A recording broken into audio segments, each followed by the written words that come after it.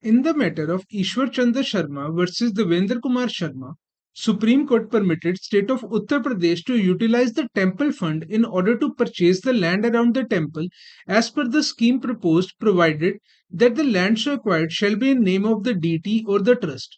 Further, Civil Judge Senior Division Mathura was directed to appoint a receiver having relevant, adequate administrative experience, historical, religious, and social background, preferably belonging to the Vaishnav Sampradaya. Court said that Mathura and Vrindavan, being historical cities, have found their descriptions in most of the religious scriptures and are visited by millions of people every year.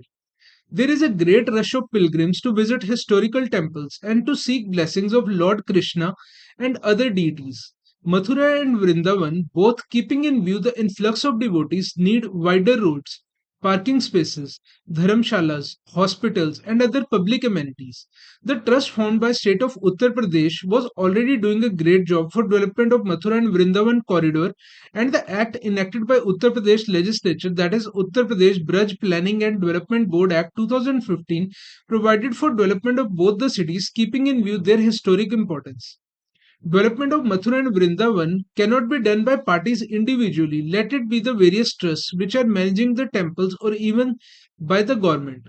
Court said it has to be a collective effort by the government, trusts, people of Mathura and Vrindavan, and other agencies in order to achieve a peaceful and spiritual journey for all pilgrims visiting these holy sites.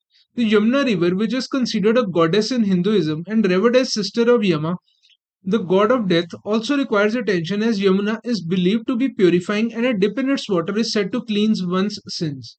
The Kashi Ghat and Vishram Ghat requires to be expanded and renovated.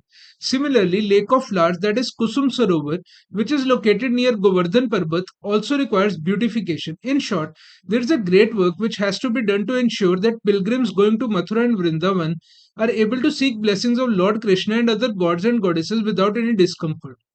Court said that it is suffice to say that the buck does not stop at the issue raised in the present SLP relating to eligibility of receiver for Shri Giriraj Temple Govardhan Mathura.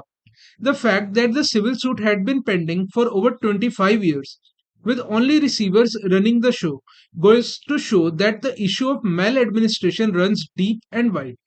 During the hearings, court said we have been apprised by the intervener that other temples in the belt, including the Sri Banke Bihari temple, have been facing severe administrative issues of crowd management and it is being administered by a civil judge. Court said it pains this court to take notice of the fact that the temple was a site of an unfortunate stampede in 2022 caused due to lack of infrastructure that can support the large crowd of devotees that visit temple brimming with bhakti to offer their prayers.